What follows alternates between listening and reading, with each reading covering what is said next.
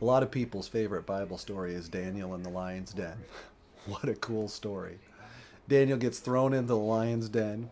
An angel comes down from heaven right into that lion's den, shuts the lion's mouth, and Daniel gets to spend a night with one of the most fierce yet majestic animals that God ever created. I've always pictured Daniel snuggling up in the mane of one of those great male beasts and just spending a beautiful, comfortable night with one of God's creatures. But Daniel didn't get thrown into that lion's den so that he could have an interesting snuggle with a big, ferocious carnivore. It wasn't just an exotic field trip. Daniel was in that lion's den because he'd walked into a trap and he'd broken a rule that had been set for him. You see, Daniel had been blessed by God. His faithfulness to God had put him in the way of blessing after blessing after blessing.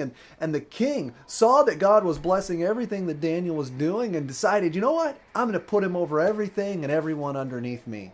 And Daniel became second only to the king. Well, the other wise men and nobles, they weren't happy with that. They weren't happy to have Daniel over them, and they looked for ways to get rid of Daniel. But they couldn't find any. Daniel was faithful in everything that he did, and there was no flaw or fault in any of the work. Finally, after studying and thinking about Daniel, those wise men came to this conclusion. In Daniel chapter 6, verse 5, he says, "We shall not find any charge against this Daniel unless we find it against him concerning the law of his God." And that was it. They had the way to get rid of Daniel. More faithful than he was to the king, Daniel was faithful to his God. So they went to the king with a plan. Everybody would worship only the king for 30 days, knowing that Daniel would never keep that law.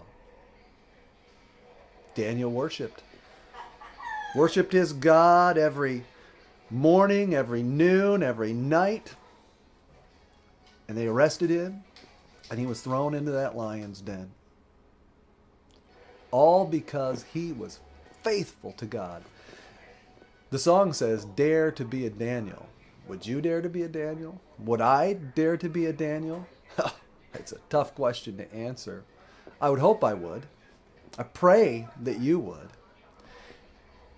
I'm John Claiborne, pastor for the Danbury Bethel Seventh-day Adventist Church. I thank you for listening to this message, and I thank you for visiting our website. And I hope that someday soon we'll get to meet you at our church on 69 Turkey Plain Road in Bethel, Connecticut. We'd love to share a worship service with you and meet you and become friends with you. And we hope that when you come, you would find a group of people loving you and also daring to be a Daniel. Thank you for listening.